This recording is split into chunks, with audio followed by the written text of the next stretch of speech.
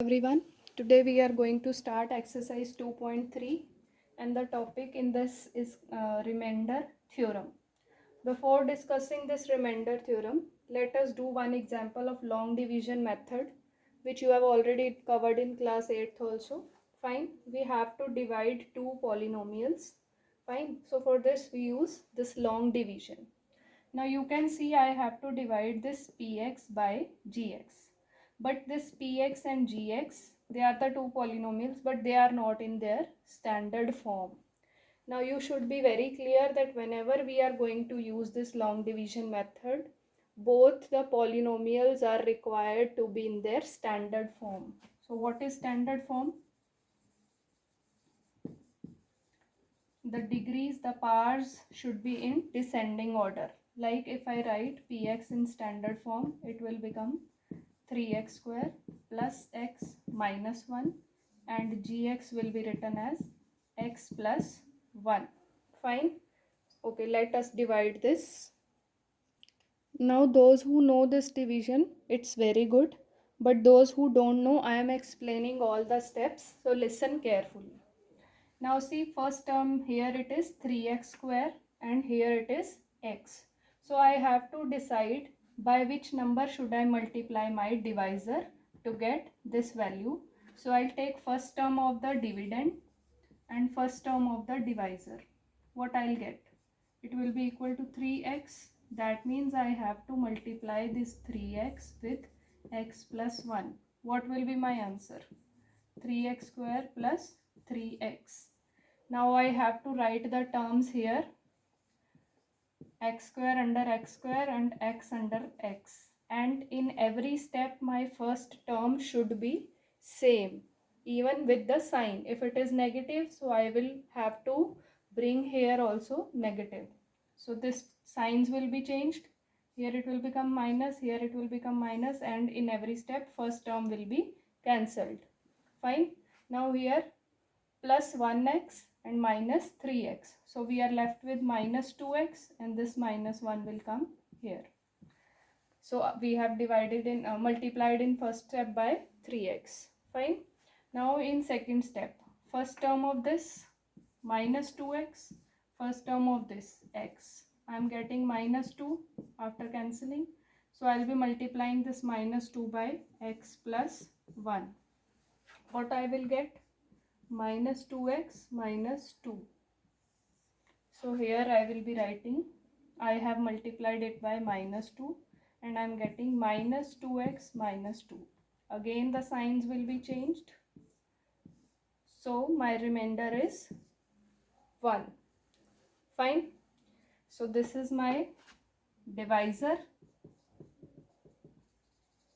This is dividend. This is quotient and this is remainder. And I hope you must be knowing the division as we do in junior classes also, the formula for checking of divide. That dividend is equal to, how do we write? Dividend is equal to divisor into quotient plus remainder.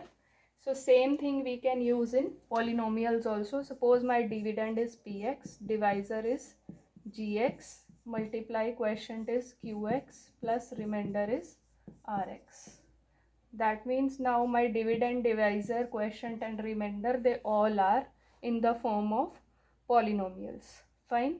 So this was about long division method. Now coming back to the remainder theorem. You all have seen here the remainder was 1. Now we'll be finding the remainder using remainder theorem without this actual division.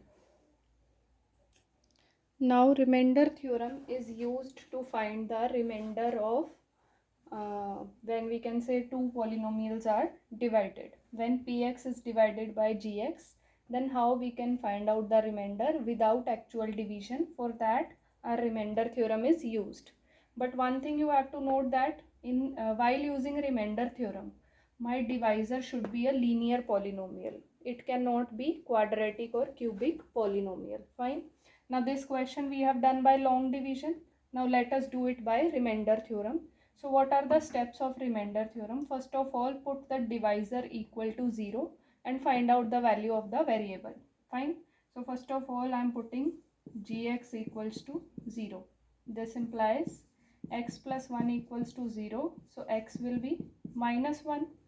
This minus 1 I have to put in the px. That means px was 3x square plus x minus 1, and I have to find p of minus 1 because at place of x I want to substitute the value minus 1. So 3 into minus 1 square plus minus 1 minus 1. It will be 3 minus 1 minus 1, 3 minus 2, that is 1. So you can see that we are getting the same remainder as we got with the help of long division. Fine. So this is the use of remainder theorem in finding the remainder. Now let us discuss some more examples. Now the question says find the remainder when this polynomial is divided by this. That means here my divisor is x minus 1. So first step is putting the divisor equals to 0. The value of x we are getting as 1. Now we will be putting this value in the dividend. So we will be getting 1 raised to power 4 plus 1 cube minus 2 into 1 square plus 1 plus 1. So we are getting 1 plus 1 minus 2 plus 1 plus 1. Fine.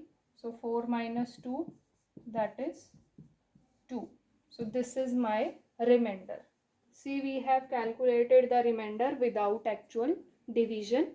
You can check it by doing long division also. Now next example says check whether the given polynomial qt, this is the polynomial, is it a multiple of this? So now before discussing this question, you should be very much clear with the concept of factor and multiple. Now for example, if I say 8 is a factor of you may say 40. Fine. So smaller number is always a factor of bigger number. So you can say 8 is a factor of 40 or 40 is a multiple of 8. And how do we check that whether one number is a factor or multiple of the other? If we divide the greater number by smaller. Suppose if I divide this 40 by 8, I will be getting the answer 5 and the remainder will be 0. That means it is completely divisible. So everything is depending upon the remainder. So if I want to check whether this is a multiple of this, that means after putting the value of t from this in this, if my remainder is 0, that means I can say that yes, 2t plus 1 is a factor of qt, or I can say qt is a multiple of this 2t plus 1. Fine. Let us do. First of all, I will be putting 2t plus 1 is equal to 0, and from here I will be getting the value of t as minus 1 by 2. Now I have to put this in. Qt was given, we have to calculate q of minus 1 by 2. So 4 into minus 1 by 2 cube plus 4 into minus 1 by 2 square minus 1 by 2 and minus 1. So it will become 4 into minus 1 by 8 plus 4 into 1 by 4. It will become plus 1 by 2 and minus 1. This and this get cancelled. So we are left with minus 1 by 2 plus 1 plus 1 by 2 and minus 1. 1 and 1, this cancelled and this also cancelled. So answer is 0. That means the remainder is 0. So I can say that 2t plus 1 is a factor of this qt, or I can say qt is a multiple of 2t plus 1. So we can use it in both ways. Fine. This all was about exercise 2.3. Now very important thing which you have to note down, that in exercise 2.3 you have to do all the questions by using long division method also, as well as by using remainder theorem, except,